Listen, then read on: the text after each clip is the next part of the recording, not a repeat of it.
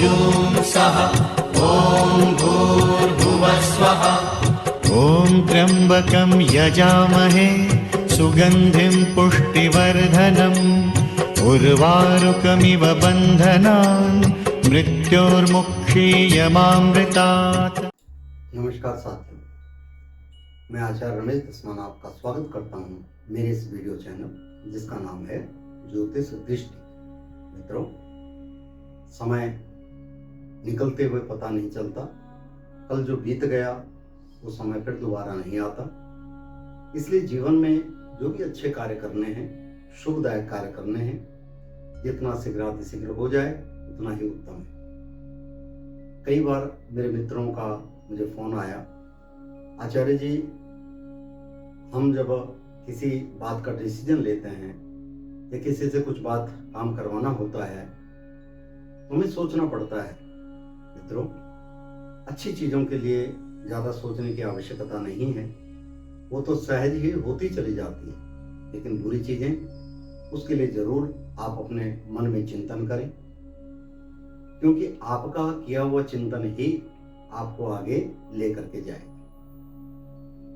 जीवन के अंदर एक चीज का ध्यान रखना कि जो कुछ आपने अपने हाथ से दिया हुआ है दान पुण्य, वही आपके साथ जाएगा। यहाँ की ये कर्मों की खेती है। कहते हैं ना, तेरी कर्मों की खेती बड़ी, कुछ तो सूखी है कुछ है हरी। परमात्मा के पास धन दौलत, गाड़ी बंगला चौबारा सब यहीं छूट जाएगा। सिर्फ जाएगा तो आपका किया हुआ कर्म। आपने किसी को सहायता की है, किसी का धर्म का कार्य किया है, वही नाम याद रह जाता है। छोटी सी बात है, किसी व्यक्ति ने बड़े सुंदर से विद्यालय बनाए हुए हैं तो आज भी उनका नाम चल रहा है। जितने भी छात्र छात्राएं उस विद्यालय से निकलते हैं, वो उन छात्र छात्राओं के साथ में उस विद्यालय का नाम जुड़ता है। तो जीवन पर्यंत तक कहने का तात्पर्य यह है कि जो कुछ धर्म कर्म किया हुआ है, शुभदायक जो कर्म किया है, उस शुभदायक कर्म का फल अवश्य ही प्राप्त होता है। कई बार कई लोगों ने मुझसे प्रश्न किया, आचार्य जी, आजकल जो कोई गलत काम करते हैं वो तो बड़ी जल्दी फलीभूत हो जाते हैं, लेकिन जो भी हम धर्म कर्म का कार्य करते हैं उसमें बड़ा कष्ट सहना पड़ता है। आपने मधुमक्खियों को देखा होगा, कितने फूलों के पराग ले लेकर के, विभिन्न प्रकार के फूलों के पराग को ले लेकर के फिर शहद बना, और वो शहद अमृत तुल्य हो जाता है। कई वर्षों तक उस शहद को अपने पास रख लो, औषधि तत्व बन जाता है। इसी प्रकार से एक बूंद बूंद से घड़ा भर जाता है। उसी प्रकार थोड़ा थोड़ा किया हुआ पुण्य आप लोगों के लिए, सभी के लिए बहुत सहायक हो जाता है, बहुत उत्तम हो जाता है। आजकल जैसा कि परिवारों में माहौल चलता है, न पिता पुत्र की मानता है, न पुत्र पिता की मानता है, और आपस में द्वंद्व बनता चला जाता है। द्वंद्व करके जीवन नहीं चलता। यदि आप सचमुच सहयोगी हैं, सहकर्मी हैं और चिंतन करते हैं तो आपको ये द्वंद्व कभी जीवन में आएगा ही नहीं। विचारों के अंदर मतभेदता हो सकती है, लेकिन उन विचारों को यदि आप सरलीकरण से देखोगे तो जिस पिता ने आपको जन्म दिया, जिस माता ने आपको पालन पोषण करके इतना बड़ा किया, वो आपका अहित कैसे सोच सकती है।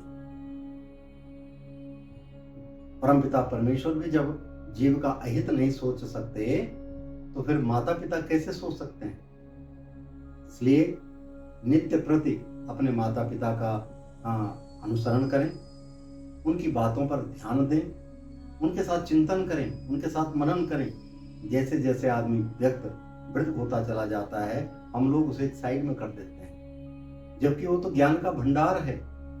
उस ज्ञान को प्रतिदिन कम से कम कुछ समय उसके साथ बैठ करके देखो, कितना आनंद मिलेगा। इसलिए आज के इस सात्विक विचारों को अपने जीवन में धारण करते हुए, गृहस्थ धर्म का पालन करते हुए, जब आप इस संसार से विदा होंगे तो आपके शुभ कर्म आपके साथ जाएंगे और कुछ भी आपके साथ नहीं जाएगा। इस लोक में भी आपकी अच्छाई को ही पहचाना जाएगा। क्या क्या अच्छे कर्म आपने किए हैं वो कर्म याद रखे जाएंगे। आइए इन्हीं विचारों के साथ साप्ताहिक फलादेश में चलते हैं। मेष राशि वालों के साथ यह सप्ताह ज्यादा उत्तम नहीं कहा गया है। मानसिक परेशानी रहेगी, शारीरिक कष्ट भी रहेगा और आपका जो व्यवहार है इस समय चिड़चिड़ा बना हुआ है। किसी बात से आप चिंतित हैं, उस बात को मन से निकाल दीजिए। सहज किसी के साथ वार्तालाप कीजिए जो आपको सही रास्ता, सही दिशा दिखाए, तो आपको बड़ा लाभ मिलेगा। इस सप्ताह आपने करना क्या है? भगवान नारायण की उपासना करें। श्रीमन नारायण नारायण नारायण, या ओम नमो भगवते वासुदेवाय, या कृष्णाय वासुदेवाय हरे परमात्मने प्रणतकलहेश नाशाय गोविंदाय नमो नमः। इस मंत्र का नित्य प्रति कम से कम 9 बार जो है चिंतन मनन करें। भगवान की कृपा से यह सप्ताह आपका बड़ा सुखमय गुजरेगा। वृष राशि वालों के लिए समय अच्छा है। धन ऐश्वर्य की वृद्धि होगी, मान सम्मान बढ़ेगा, परिवार में सुख आनंद मिलेगा, अनेक प्रकार से सफलता आपके चरण चूमेगी। मिथुन राशि वालों के लिए भी समय ठीक चल रहा है। कारोबार में वृद्धि होगी। जो विद्यार्थी जन हैं उनके लिए पठन पाठन में आनंद मिलेगा, मित्रों से सहयोग मिलेगा, नए नए वाहन का सुख भी प्राप्त होगा। कर्क राशि वालों के लिए समय ज्यादा अच्छा नहीं कहा गया। मानसिक तनाव रहेगा, किसी के साथ वाद विवाद हो सकता है। नौकरी में हैं तो अपनी वाणी पर संयम करते हुए कार्य करें। विद्यार्थी हैं तो आप जो है अपने क्रोध पर शांति रखें, तभी कार्य हो जाएगा। गणेश जी का ध्यान करें। गजाननम भूत गणादि सेवितम कपेत जम्बु फलचारु भक्षणम उमासित विशोध विनाश कारकम नमामि विघ्नेश्वर पाद पंकजम। गणेश जी का ध्यान करते हुए प्रत्येक बुधवार को, वीरवार को और बुधवार को 2 लड्डू जो हैं गणेश जी को चढ़ाएं बूंदी के, बड़ी सफलता प्राप्त होगी। कर्क के बाद सिंह राशि वालों के लिए समय अच्छा है, उन्नति कारक है। यशमान में वृद्धि होगी, मान सम्मान बढ़ेगा, परिवार में सुख आनंद प्राप्त होगा। कन्या राशि वालों के लिए भाग दौड़ का समय, कार्य में भी तीव्रता बनी रहेगी। पढ़ाई के लिए भी सचेत रहें। जो कुछ आप विद्यार्थी जन हैं, अगर आप पढ़ने लिखने में थोड़ी सी कमजोरी है तो कृपा करके प्रातः काल उठ करके माँ सरस्वती का ध्यान करें, तो आपको विद्याध्ययन में लाभ मिलेगा। कारोबारियों के लिए गणेश जी की उपासना करें, बड़ा लाभ की प्राप्ति होगी। तुला राशि वालों के लिए समय अच्छा है। धन धान्य की वृद्धि होगी, मान सम्मान बढ़ेगा, परिवार में सुख आनंद प्राप्त होता रहेगा। वृश्चिक राशि वालों के लिए समय ज्यादा अच्छा नहीं है, कष्टकारी है। शरीर के प्रति सचेत रहें। वाहन इत्यादि से चोट लगने का डर रहेगा, इसलिए वाहन को सोच समझ के चलाएं। और मित्रों से असहयोग की भावना बनी रहेगी, इसलिए किसी के साथ वाद विवाद न करें। इस सप्ताह भगवान शंकर जी की आराधना करें तो बड़ा लाभ मिलेगा। वृश्चिक के बाद धनु राशि वालों के साथ चलते हैं। धनु राशि वालों के लिए समय बहुत अच्छा है।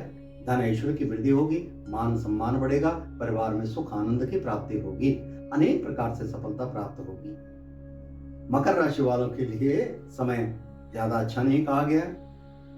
शारीरिक मानसिक कष्ट होगा, धन का भी अपव्यय होगा, आपके शरीर में आदि व्याधि आपको परेशान करेगी, इसलिए आप चिंतित बने रहोगे। लेकिन ध्यान दीजिएगा, माँ जगदम्बा का ध्यान करने से सर्व मंगल मांगल्ये शिवे सर्वार्थ साधिके शरण्ये त्र्यंबके गौरी नारायणी नमोस्तुते। इस मंत्र के जाप को करने से कई प्रकार की मनोकामनाएं पूर्ण होगी। मकर के बाद कुंभ राशि वालों के लिए समय बहुत अच्छा है। धन ऐश्वर्य की वृद्धि होगी, मान सम्मान बढ़ेगा, परिवार में सुख आनंद मिलेगा और आपकी जो पीछे से किए हुए कार्य हैं उनमें अनेक प्रकार के लाभ की संभावना होगी। मीन राशि वालों के साथ चलते हैं। मीन राशि वालों के लिए समय सामान्य चल रहा है, भाग दौड़ बनी रहेगी, लेकिन उत्साह के साथ में आप कार्य करते रहेंगे। आपका सम्मान प्रतिदिन बढ़ता रहेगा और आपने करना क्या है, इस सप्ताह के अंतर्गत जो चींटियां होती हैं छोटी छोटी, उन चींटियों को तिल, चावल, शक्कर, आटा मिला करके डालें तो और भी सफलता प्राप्त होगी। 12 की 12 राशियों ने अब इस सप्ताह के अंतर्गत क्या करना चाहिए उनको? तो मित्रों, 12 की 12 राशियों को चाहिए कि जो थल जीव होते हैं, जैसे गाय हो गई और बैल हो गया, इनको जो है चारा इत्यादि दें। नहीं तो प्रतिदिन एक रोटी पे थोड़ा सा गुड़ लगा के जरूर खिलाएं, बहुत लाभ मिलेगा। ये सप्ताह उनके लिए बहुत ही सुखदायक रहेगा। इन्हीं विचारों के साथ मैं अपनी वाणी को विराम देता हूँ। नए विचारों के साथ, नए शब्दों के साथ आपके समक्ष आएंगे। हाँ मित्रों, एक मेरी प्रार्थना आप लोगों से है। कई मेरे मित्र जो हैं, मेरी बहनें जो हैं, 9 बजे के बाद, रात को जो है 8 बजे के बाद फोन करती हैं, 8:30 बजे करती हैं। मेरा आपसे नम्र निवेदन है, कृपा करके रात्रि को 8 बजे के बाद बिल्कुल फोन न कीजिए। प्रातःकाल 8 बजे से लेकर के मध्याह्न काल 8 बजे तक आप मुझे फोन कर सकते हैं, व्हाट्सएप कर सकते हैं। जो भी आपने पूछना है, जिस प्रकार की भी इंक्वायरी आपकी है, मैं आपको जरूर बताऊंगा। लेकिन कई बार ऐसा है, बहुत ही इमरजेंसी होती है किसी को, और इमरजेंसी क्या है, कई लोग जानबूझ के इमरजेंसी बना देते हैं। कुंडली मिलानी है तो ऐसी इमरजेंसी क्या है, प्रातःकाल में मिल सकती है। और जरा फिर बुरा मान जाते हैं तो बुरा मत मानिए।